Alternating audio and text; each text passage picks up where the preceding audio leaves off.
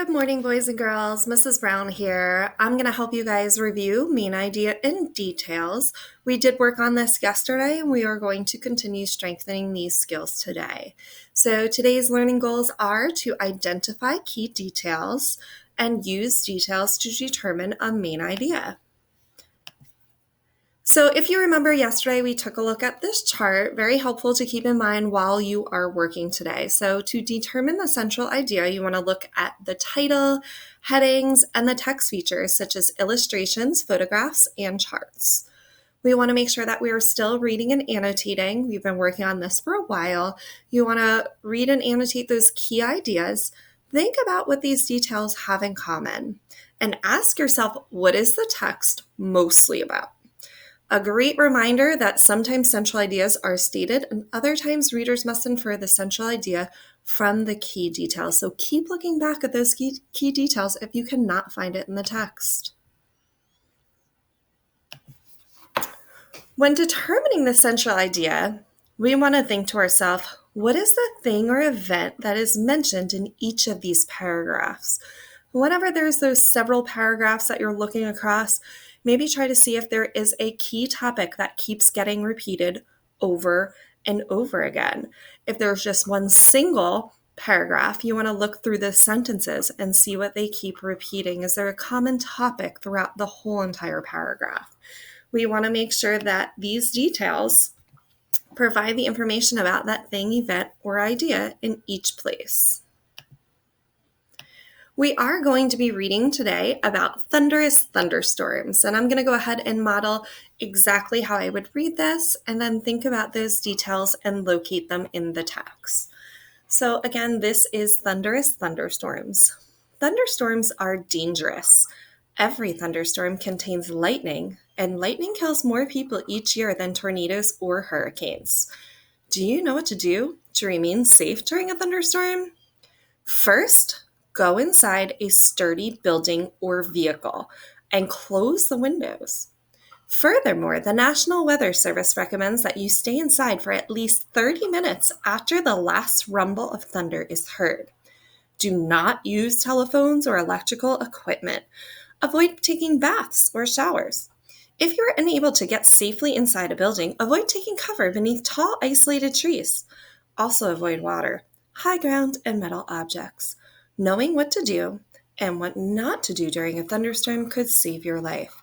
Now, after reading that, I did catch on that there was a lot of talk about there being something very dangerous. And that first sentence talks about how they are dangerous. But every single sentence I read also mentioned that.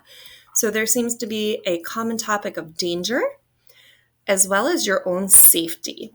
So I'm going to go through, and this is pretty much what good readers do when they're trying to locate that main idea. So as I'm working here, I'm going to kind of model exactly what I would do to find it myself. Now, as I was reading, I did notice they did talk about going inside a sturdy building or a vehicle. That seems to be the big first meaning detail I can find. So that's one. Let's keep reading here. Reckons you stay inside for at least 30 minutes. Do not use telephones or electrical equipment. That, again, seems to be another key detail, so I'm going to underline that too. Again, with safety and danger, common theme there. So avoid taking showers, a bathroom, inside a building, avoid taking cover beneath tall, isolated trees, and avoid water. Ooh, I think those are both really important. All right. So now that I found get inside a building, these are just the things I'm noticing that they did repeat a lot. Then as a reader, I'm going to go back and reread these details and see if I can come up with that one central idea. So first I underlined go inside a sturdy building or vehicle. Okay, so that's the first one. So inside, again, danger, safety. Do not use telephones or electrical equipment.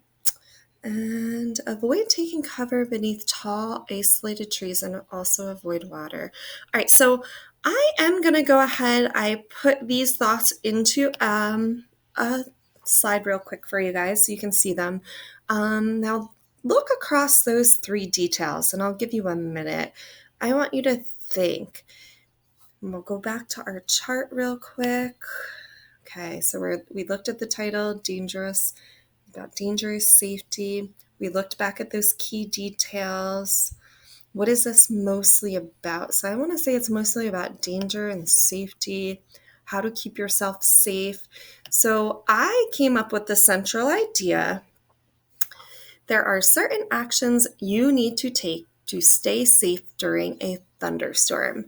I really thought that linked back to avoiding tall trees, not using telephones and equipment, or running water, and to stay in a sturdy building. I thought those three all had to do with things that you kind of do during a thunderstorm. So that's how I came up with my central idea. Hopefully, as you were working, you were thinking a lot of the same, and you're going to be practicing this yourself in just a moment. So I hope you guys have a great day. Remember to keep using that chart. I will post it in our Google Classroom, and happy central idea finding. Bye, boys and girls.